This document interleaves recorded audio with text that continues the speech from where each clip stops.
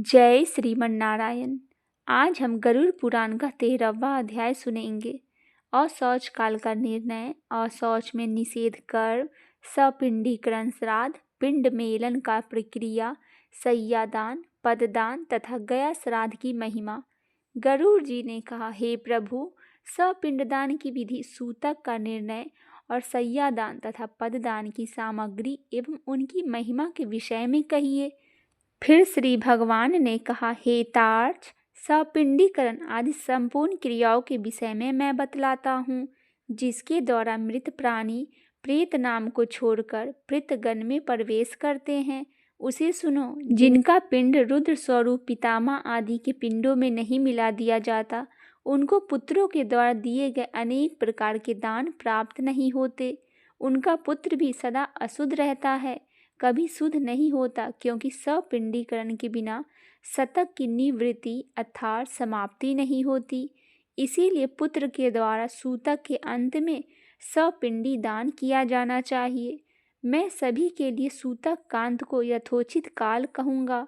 ब्राह्मण 10 दिन में, क्षत्रिय 12 दिन में, वैश्य 15 दिन में और शूद्र 1 मास में शुद्ध होता है। प्रेत संबंधी सूतक में सपिंडी 10 दिनों में शुद्ध होते हैं। सकुल्या कुल के लोग 3 रात में शुद्ध होते हैं और गोत्रज स्नान मात्र से शुद्ध हो जाते हैं। चौथी पीढ़ी तक के बांधव 10 रात में, 5वीं पीढ़ी के लोग 6 रात में, 6ठी पीढ़ी के 4 दिन में और 7वीं पीढ़ी के 3 दिन में, 8वीं पीढ़ी के 1 दिन में, 9वीं पीढ़ी के 2 प्रहर में तथा 10वीं पीढ़ी के लोग स्नान मात्र से मरना शौच और जनना शौच से शुद्ध हो जाते हैं।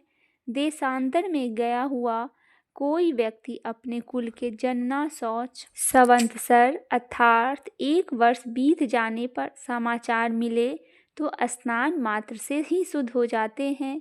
मरना शौच के आदि 2 भागों में बीतने के पूर्व अर्थात 6 दिन तक यदि कोई दूसरा अशौच आ पड़े तो आधा अशौच के निवृत्त ही दूसरे अशौच की भी निवृत्त अर्थात शुद्धि हो जाती है। किसी बालक की दांत निकलने से पूर्व मृत्यु होने पर संध अर्थात उसके अंतिम संस्कार के बाद स्नान करने पर, चूड़ाकरण अर्थात मुंडन को काने पर 1 रात, व्रत बंध होने पर 3 रात और व्रत बंध के पश्चात मृत्यु होने पर 10 रात का अशौच होता है। जब किसी भी वर्ण की कन्या की मृत्यु जन्म से लेकर 27 मास की अवस्था तक हो जाए तो सभी वर्णों में समान रूप से संध अशौच की निवृत्ति की जाती है। इसके बाद वागदान पर्यंत 1 दिन का और इसके बाद अथवा बिना वागदान के भी सयानी कन्याओं की मृत्यु होने पर 3 रात्रि का अशौच होता है।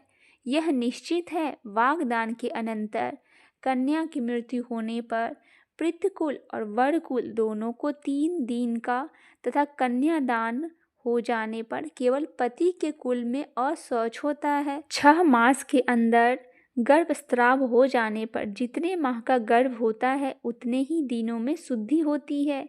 इसके बाद अर्थात 6 माह के बाद गर्भस्राव हो तो उस स्त्री को अपनी जाति के अनुरूप अशौच होता है। गर्भपात होने पर सपिंड की सद स्नानोत्तर शुद्धि की जाती है। कलयुग में जनना शौच और मरना शौच से सभी वर्ण के 10 दिन में शुद्धि हो जाती है, ऐसा शास्त्र का निर्णय है। मरना शौच में आशीर्वाद, देव पूजा, प्रत्युत्थान, अभिवादन, पलंग पर शयन अथवा किसी अन्य का स्पर्श नहीं करना चाहिए। इसी प्रकार मरना शौच में संध्या, दान, जप, होम, स्वाध्याय, पितृतर्पण, ब्राह्मण भोज तथा व्रत नहीं करना चाहिए। जो व्यक्ति सूतक में नित्य नैमित्तिक अथवा काम्य कर्म करता है, उसके द्वारा पहले किए गए नित्य नैमित्तिक आदि कर्म वनिष्ठ हो जाते हैं। व्रती, मंत्रपूत, अग्निहोत्री, ब्राह्मण, ब्राह्मणनिष्ठ, यति और राजा, इन्हें सूतक नहीं लगता। विवाह उत्सव अथवा यज्ञ में मरना शौच हो जाने पर उस अशौच की प्रवृत्ति को पूर्व बनाया हुआ अन्न भोजन करने योग्य होता है, ऐसा मनु ने कहा है। सूतक न जानने के कारण जो व्यक्ति सूतक वाले घर से अन्न आदि कुछ ग्रहण करता है वह दोषी नहीं होता, किंतु याचक को देने वाला दोष का भागी होता है। जो सूतक को छिपाकर ब्राह्मण को अन्न देता है वह दाता तथा सूतक को जानकारी भी जो भोजन ब्राह्मण सूतक कर्ण का भोजन करता है वह दोनों ही दोषी होते हैं। इसीलिए सूतक से शुद्धि प्राप्त करने के लिए पिता का सपिंड दान श्राद्ध करना चाहिए, तभी वह मृतक पितृगण के साथ पितृलोक में जाता है। तत्वदर्शी मुनियों ने 12वें दिन 3 पक्ष में 6 मास में अथवा 1 वर्ष पूर्ण होने पर सपिंडीकरण करने के लिए कहते हैं। कलयुग में धार्मिक भावना के अनित्य होने से, पुरुषों की आयु क्षीण होने से और शरीर की अस्थिरता के कारण 12वें दिन ही सपिंडीकरण कर लेने का प्रशस्त है। गृहस्थ के मरने पर व्रत बंध उत्सव आदि व्रत उद्यापन तथा विवाह आदि कृत्य नहीं होता। जब तक पिंड मेलन नहीं होता अर्थात पितरों में पिंड मिला नहीं दिया जाता या सपिंडीकरण श्राद्ध नहीं हो जाता, तब तक उनके यहाँ से भिक्षा भी नहीं दिया जाता। अतिथि उसके यहाँ सत्कार नहीं ग्रहण करते और नित्य नैमित्त कर्म का लोप होने से दोष का भागी होना पड़ता है। इसीलिए चाहे निरंगिनी हो या अग्निहोत्री 12वें दिन सपिंडी कर देना चाहिए। सभी तीर्थों में स्नान आदि करने और सभी यज्ञों का अनुष्ठान कर लेने से जो फल प्राप्त होता है वही फल 12वें दिन सपिंडी दान करने से प्राप्त होता है। अतः स्नान करके मृतावस्था में गौमय से लेपन करके पुत्र का शास्त्रोक्त विधि से सपिंडी दान श्राद्ध करना चाहिए। पाद अर्थ आचमनीय आदि से विश्व देवों का पूजन करे और अश्वदधि के पितरों के लिए भूमि में विकार देकर हाथ पांव धोकर पुनः आचमन करे। तब वसु रुद्र और आदित्य स्वरूप पिता पितामह तथा पितृतामह के क्रमशः 1-1 अर्थात 3 पिंड प्रदान करे और चौथा पिंड मृतक को प्रदान करे। चंदन तुलसी पात्र धूप दीप सुंदर भोजन तांबूल सुंदर वस्त्र तथा दक्षिणा आदि से पूजन करे। तदंतर सुवर्णों की शालिका से प्रेत का पिंड को 3 भागों में विभक्त करके पितामह आदि के पिंडों से पृथक पृथक उसका मेलन करे, अर्थात एक भाग पितामह के पिंड में, दूसरा भाग पितामह के पिंड में तथा तीसरा भाग वृद्ध पितामह के पिंड में मिलाएं। हेतार्थ मेरा मत है कि माता के पिंड का मेलन पितामह आदि के पिंड के साथ और पिता के पिंड का मेलन पितामह आदि पिंड के साथ करके सपिंडीकरण श्राद्ध संपन्न करना चाहिए। जिसके पिता की मृत्यु हो गई हो और पितामह जीवित हो उसे पितामह आदि पूर्व पुरुषों को 3 पिंड प्रदान करना चाहिए और पितृ पिंड को 3 भागों में विभक्त करके पितामह और आदि उन्हीं के साथ मिलन करे। माता की मृत्यु हो जाने पर पितामह जीवित हो तो माता के सपिंडन श्राद्ध में भी पितृ सपिंडन की भांति पितामह आदि का मृत पिंडन मेलन करना चाहिए, अथवा पितृ पिंड को मेरे पिंड विष्णु जी के और मातृपिंड को महालक्ष्मी पिंड में मिलाएं। पुत्रहीन स्त्री का सपिंडी नादि श्राद्ध उसके पति से करना चाहिए और उसका सपिंडीकरण उसकी सास आदि के साथ होना चाहिए। एक मतानुसार विधवा स्त्री का सपिंडीकरण पति भैंसुर और वृद्ध भैंसुर के साथ करना चाहिए। हेतार्थ यह मेरा मत नहीं है। विधवा स्त्री का सपिंडीदान पति के साथ होने योग्य है। हे कश्यप, यदि पति की और पत्नी एक ही चिता पर आरूढ़ हुए हो तो तृण के बीच में रखकर सुबसुरादि के पिंड के साथ स्त्री के पिंड का मेलन करना चाहिए। एक चिता पर माता पिता का दाह संस्कार किए जाने पर एक ही पुत्र पहले पिता के उद्देश्य से पिंडदान करके स्नान करे, तदंतर अपनी सती माता का पिंडदान करके पुनः स्नान करे। यदि 10 दिन के अनंतर्गत किसी सती ने अग्नि में प्रवेश किया है तो उसका शय्यादान और सपिंडदान अधिकृत उसी दिन करना चाहिए जिस दिन पति का किया जाए। हे गरुड़, सपिंडीकरण करने के अनंतर पितरों का तर्पण करे और इस क्रिया में वेद मंत्रों से समन्वित स्वाधाकार का उच्चारण करे। हे गरुड़, सपिंडीकरण करने के अनंतर पितरों का तर्पण करे और इस क्रिया में वेद मंत्रों से समन्वित स्वाधाकार का उच्चारण करे। इसके पश्चात अतिथि को भोजन कराए और हांतकार प्रदान करे। ऐसा करने से पितर, मुनिगण, देवता तथा दानव तृप्त होते हैं। भिक्षा 1 ग्रास के बराबर होती है। पुष्कल 4 ग्रास के बराबर होता है और 4 पुष्कलों 16 ग्रास 1 हांतकार होता है। सपिंडीकरण में ब्राह्मणों के चरणों की पूजा चंदन अक्षत से करनी चाहिए और पितरों की आर्य तृप्ति के लिए ब्राह्मणों को दान देना चाहिए। वर्ष भर जीविका का निर्वाह करने योग्य घृत, अन्न, सुवर्ण, रजत, सुंदर गौ, अश्व, गज, रथ और भूमि का आचार्य को दान करना चाहिए।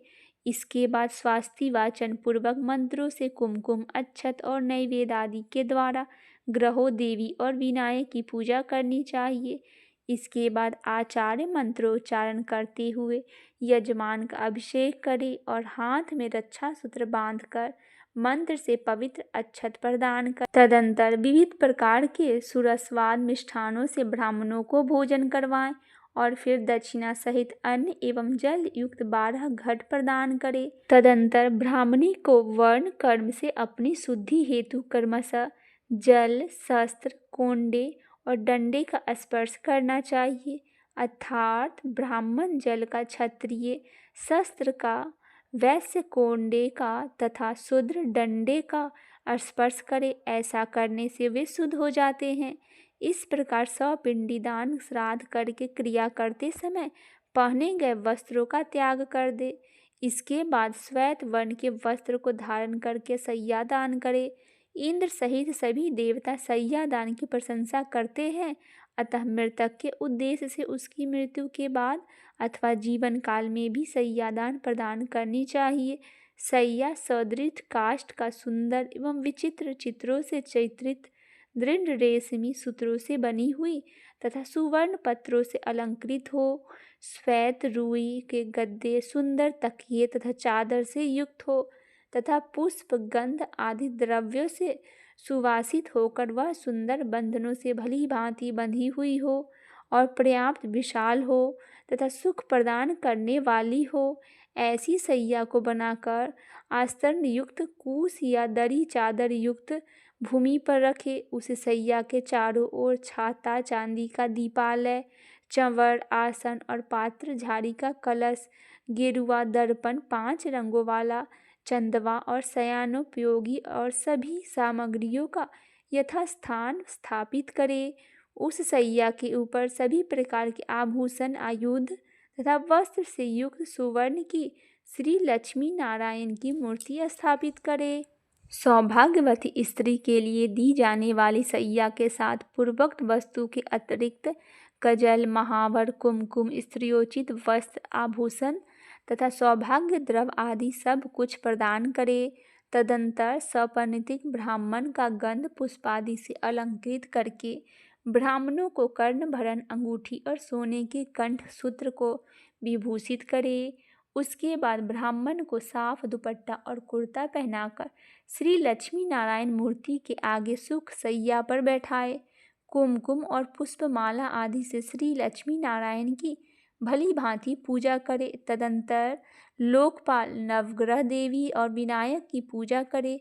उत्तराभिमुख होकर अंजलि में पुष्प लेकर ब्राह्मण के सामने स्थित होकर हे कृष्ण, जैसे क्षीर सागर में आपकी शैया है वैसे ही जन्म जन्मांतर तक हे कृष्ण, जैसे क्षीर सागर में आपकी शैया है वैसे ही जन्म जन्मांतर में भी मेरी शैया सूनी ना हो। इस प्रकार प्रार्थना करके विप्र और श्री लक्ष्मी नारायण को पुष्पांजलि चढ़ाकर संकल्प पूर्वक उपस्कर सभी सामग्रियों के साथ व्रत प्रदोषक ब्राह्मणवादी गुरु को शैया का दान करे और कहे, हे ब्राह्मण, इस सैया को ग्रहण करो। ब्राह्मण को कादात काश्मा आदात कामोदात कामयादात कामोदाता कामः पति गृहीत कामतेत यह मंत्र कहते हुए ग्रहण करे। इसके बाद सैया पर स्थित ब्राह्मण को लक्ष्मी और नारायण की प्रतिमा को हिलाए।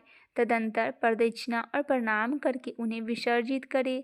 यदि पर्याप्त धन संपत्ति हो तो सैया से सुखपूर्वक शयन करने के लिए सभी प्रकार के उपकरणों से युक्त अत्यंत सुंदर गृहदान भी करे। जो जीवितावस्था में अपने हाथ से सैया दान करता है वह जीते हुए भी पूर्व काल में वर्षोत्सर्ग भी करे। एक सैया एक ही ब्राह्मण को देनी चाहिए। बहुत ब्राह्मणों को एक सैया कदापि नहीं देना चाहिए। यदि वह सैया विभक्त अथवा विक्रय करने के लिए दी जाती है तो वह दाता के अधःपतन का कारण बनती है। सत्पात्र को सैया दान करने से वांछित फल की प्राप्ति होती है और पिता तथा दान देने वाले पुत्र दोनों इस लोक और परलोक से मुदित होते हैं। सैया दान के प्रताप से दाता दिव्य इंद्रलोक में अथवा सूर्य पुत्र यम के कोल में पहुँचता है, इससे संशय नहीं है। श्रेष्ठ विमान पर आरूढ़ होकर अप्सरागणों से सेवित दाता प्रलय पर्यंत आंतररहित होकर स्वर्ग में स्थित रहते हैं। सभी तीर्थों में तथा सभी पूर्व दिनों में जो भी पुण्य कर्म किए जाते हैं उन सभी से अधिक पुण्य सैया दान के द्वारा प्राप्त होता है। इस प्रकार पुत्र को सैया दान करके पददान देना चाहिए। पददान के विषय में तो मैं तुम्हें यथावत बतलाता हूँ, सुनो। छाता, जूते, वस्त्र, अंगूठी, कमंडल, आसन तथा पंचपात्र ये 7 वस्तुएं पद कही गई है। दंड, ताम्रपत्र, आमान्य, कच्चा अन्न, भोजन, अर्धपात्र और यज्ञोपवीत को मिलाकर पद की संपूर्णता होती है। इस प्रकार शक्ति के अनुसार 13 पददान की व्यवस्था करके 12वें दिन 13 ब्राह्मणों को पददान करना चाहिए। इस पददान से धार्मिक पुरुष सद्गति को प्राप्त होते हैं। यम मार्ग में गए हुए जीवों के लिए पददान सुख प्रदान करने वाला है। वहाँ यम मार्ग में अत्यंत प्रचंड अताप होते हैं जिससे अमनुष्य जलता है। छाता दान करने से उसके सिर पर सुंदर छाया हो जाता है। जो जूता दान करते हुए वह अत्यंत कटिकीर्ण यमलोक के मार्ग में अश्व पर चढ़कर जाते हैं। हे खेचर, हे गरुड़, वहाँ यम मार्ग में शीत, गर्मी और वायु से अत्यंत घोर कष्ट मिलता है। वस्त्रदान के प्रभाव से जीव सुखपूर्वक उस मार्ग को तय कर लेता है। यम के मार्ग में महाभयंकर, विकराल तथा काले और पीले वर्ण के यमदूत मुद्रिका प्रदान करने से जीवों को पीड़ा नहीं देते। कमंडलों का दान करने से अत्यंत धूप से परिपूर्ण, वायु रहित और जल विहीन यम मार्ग में जाने वाला वह प्यासा जीव प्यास लगने पर जल पीता है। मृत व्यक्ति के उद्देश्य से जो ताम्र का जल पात्र देता है उसे 1000 प्राप्त पददान का फल अवश्य ही प्राप्त होता है। ब्राह्मणों को समयंग रूप से आसन और भोजन देने पर यम मार्ग में चलता हुआ जीव धीरे धीरे सुखपूर्वक पाथ्य भोज पदार्थ का उपभोग करता हुआ जाता है। इस प्रकार सपिंड दान के दिन विधान पूर्वक दान दे करके बहुत से ब्राह्मणों को तथा चंडाल आदि को भी भोजन देना चाहिए। इसके बाद वर्ष के पूर्व ही 12वें दिन सपिंडन करने से भी प्रत्येक मास के जल कुंभ और पिंडदान करना चाहिए। हे खग, प्रेत कार्य को छोड़कर अन्य किसी कर्म का पुनः अनुष्ठान नहीं किया जाता, किंतु प्रेत की अच्छी तृप्ति के लिए पुनः पुनः पिंडदान आदि करना चाहिए। अतः मैं विशेष तिथि पर मृत्यु होने वाले जीव के मासिक, वार्षिक और पाक्षिक श्राद्ध के विषय में कुछ विशेष बात कहूँगा। पूर्णमासी तिथि पर जो मरते हैं उसका उनमासिक श्राद्ध चतुर्थी तिथि को होता है और जिसकी मृत्यु चतुर्थी तिथि को हुई हो उसका उनमासिक श्राद्ध नौमी तिथि को होता है। नौमी तिथि को जिसकी मृत्यु हुई हो उसका उनमासिक श्राद्ध रिक्ता तिथि चतुर्दशी को होता है। इस प्रकार पाक्षिक श्राद्ध 20वें दिन करना चाहिए। यदि एक ही मास में 2 संक्रांतियाँ हो तो 2 महीने में का श्राद्ध मल मास में ही करना चाहिए। यदि एक ही मास में 2 मास हो तो उस मास के ही दोनों पक्ष और वे ही 30 तिथियाँ उन दोनों महीने को मानी जाएगी। मल मास में पड़ने वाला उन दोनों मासों में मासिक श्राद्ध के विषय में विद्वान को यह व्यवस्था सोचनी चाहिए कि श्राद्ध तिथि के दिन पूर्वार्ध में प्रथम मास का श्राद्ध करे और द्वितीयार्ध में दोपहर के बाद दूसरे मास का श्राद्ध करे। हे खग, संक्रांति रहित मास मल मास में भी सपिंडीकरण तथा मासिक और प्रथम वार्षिक श्राद्ध करना चाहिए। यदि वर्ष पूर्ण होने के मध्य में अधिमास होता है तो 13 महीने पूर्ण होने के अनंतर प्रेत का वार्षिक श्राद्ध करना चाहिए। संक्रांति रहित मास में पिंड रहित श्राद्ध, आम श्राद्ध और संक्रांति युक्त मास में पिंड युक्त श्राद्ध करना चाहिए। इस प्रकार प्रथम वार्षिक श्राद्ध को मल मास तथा उसके बाद आने वाले शुद्ध मास 13वें मास दोनों ही मासों में करना चाहिए। इस प्रकार वर्ष पूर्ण होने पर वार्षिक श्राद्ध करना चाहिए और वार्षिक श्राद्ध की तिथि का विशेष रूप से ब्राह्मणों को भोजन करवाना चाहिए। 1 वर्ष पूर्ण हो जाने पर श्राद्ध में हमेशा 3 पिंड दान करना चाहिए। एकोदिष्टि श्राद्ध नहीं करना चाहिए, ऐसा करने वाला पितृ घातक होता है। त्रिथ श्राद्ध, गया श्राद्ध तथा गज या छाया योग में योग्य आदि तिथियों तथा ग्रहण में किया गया पितृ श्राद्ध वर्ष के अंदर नहीं करना चाहिए। हे खगेश्वर, पितृ भक्ति से प्रेरित होकर के पुत्र को 1 वर्ष के अनंतर ही गया श्राद्ध करना चाहिए। गया श्राद्ध करने से पितर भवसागर से मुक्त हो जाते हैं और भगवान गदाधर की कृपा से वे परम गति को प्राप्त होते हैं। गया के विष्णु पद तीर्थ में तुलसी की मंजरी से भगवान विष्णु की पादुका का पूजन करना चाहिए और उसके आल वाल आदि तीर्थों में यथा कर्म पिंडदान करना चाहिए। जो व्यक्ति गया सिर में समी के पत्ते के समान प्रमाण वाले पिंड को देता है वह 7 गोत्रों को अपने 101 पुरुषों को उद्धार करता है। कुल को आनंदित करने वाला जो पुत्र गया में जाकर श्राद्ध करता है पितरों को दृष्टि देने के कारण उसका जन्म सफल हो जाता है। हे खगेश्वर, यह सुना जाता है कि देव पितरों ने मनु के पुत्र इक्ष्वाकु को कालपवन में यह गा हे खगेश्वर, यह सुना जाता है कि देव पितरों ने मनु के पुत्र इक्ष्वाकु को काल पवन में यह गाथा सुनाई थी। क्या हमारे कुल में ऐसे कोई संतगामी पुत्र होंगे जो गया में जाकर आदरपूर्वक हम लोगों को पिंड प्रदान करेंगे? हे तार्क्ष, इस प्रकार जो पुत्र पितरों को आमुंशिक परलोक संबंधी क्रिया करता है वह सुखी होकर कौशिक के पुत्र कौशिक के 7 पुत्रों की कथा मत्स्य पुराण, हरिवंश पुराण तथा पद्म पुराण आदि में विस्तार से दी गई है। भक्ति मुक्त हो जाता है। हे तार्क्ष, भारद्वाज के 7 पुत्र पितृ श्राद्ध के हेतु गौवध करके भी 7 जन्म परंपराओं को भोग करके पितरों के प्रसाद से मुक्त हो गए। कौशिक के वे 7 पुत्र प्रथम जन्म में दर्शान देश के 7 व्याधों के रूप में उत्पन्न हुए थे। इसके बाद अगले जन्म में वे कालंजर पर्वत पर मृग के रूप में उत्पन्न हुए। फिर शरद्वीप के चक्रवात के रूप में उनकी उत्पत्ति हुई। अगले जन्म में मानसरोवर में हंस के रूप में उत्पन्न हुए। वे ही कुरुक्षेत्र में वेद पारगामी ब्राह्मण के रूप में उत्पन्न हुए और पितरों के प्रति भक्ति भाव रखने के कारण ब्राह्मण पुत्र मुक्त हो गए। इसीलिए पूरे प्रयत्न से मनुष्य को पितृ भक्ति होना चाहिए। पितृ भक्ति के कारण मनुष्य इस लोक तथा परलोक में भी सुखी होता है। हे तार्क्ष, यह सब अर्धदैहिक क्रिया हमने तुमसे कही। यह कृत पुत्र की कामना को पूर्ण करने वाला, पुण्यप्रद तथा पिता को मुक्त प्रदान करने वाला है।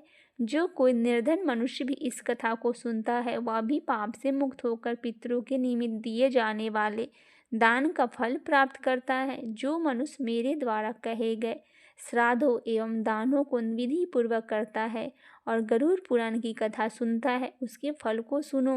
पिता उसको सत्पुत्र प्रदान करता है, पितामह उसे गौधन देते हैं, उसके पितामह उसे बहुविध धन संपत्ति प्रदान करते हैं और वृद्ध पितृमाह तृप्त होकर विपुल अन्न आदि प्रदान करते हैं। इस प्रकार श्राद्ध से तृप्त होकर सभी पितृ पुत्र को वांछित फल देते हैं और धर्म मार्ग से धर्मराज के प्रसाद में जाकर वे धर्मराज की सभा में आदर पूर्वक विराजमान रहते हैं।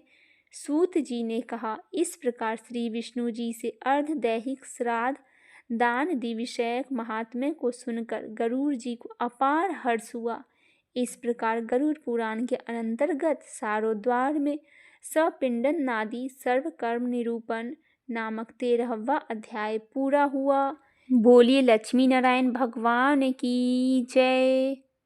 अगर अभी तक आपने गरुड़ पुराण का इसके पहले का अध्याय नहीं सुना है तो चैनल पे जाके गरुड़ पुराण के सारे अध्याय को आप अवश्य ही सुने।